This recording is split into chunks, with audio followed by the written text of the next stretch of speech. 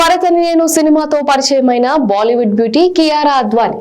ఆ తర్వాత తెలుగు సినిమాలో వినయ విధేయ రామ ఒక్కటే డెబ్యూ సూపర్ హిట్ అయింది. కానీ రెండోది డిజాస్టర్ కావడంతో హిందీ ఆఫర్లకే పరిమితం అయిపోయింది. చాలా గ్యాప్ తీసుకొని తిరిగి గేమ్ చేంజర్ లో రామ్ చరణ్ తో జోడీ కట్టింది. వార్ 2 లో ఆఫర్ కన్ఫర్మ్ అయింది. కానీ తాను నటించేది హృతిక్ రోషన్ పక్కన లేక జూనియర్ ఎన్టీఆర్ సరసన అనేది బయటకు రాలేదు. ఇదిలా ఉంటే తాజాగా డాన్ 2 లో రణ్వీర్ సింగ్ తో చేయనున్న కియారా పారితోషికం వింటే చుక్కలు చూడాల్సిందని బాలీవుడ్ టాక్. ముంబై వర్గాల ప్రకారం డాన్ 2 కోసం కియారా అద్వానీ తీసుకున్న రెమ్యునరేషన్ 13 కోట్లట. తన కెరీర్ లోనే ఇది అత్యధిక మొత్తంగా చెప్తున్నారు. ముందు కృతి సనన్ ని అనుకున్నప్పటికీ రణ్వీర్ సింగ్ ప్రత్యేకంగా రికమెండ్ చేయడంతో కియారాని లాక్ చేసినట్లు ఇన్సైడ్ న్యూస్. ఇందులో సగమైన వార్ 2 కు ఇచ్చిన అంతకన్నా కొంత తక్కువ గేమ్ చేంజర్ కు పుచ్చుకున్న ప్రత్యేకంగా డాన్ 2 కి ఎక్కువ ఆఫర్ చేయడం వెనుక కారణం భారీ కాల్ షీట్స్ అవసరం ఉండటమేనని సమాచారం. అధికారికంగా చెప్పింది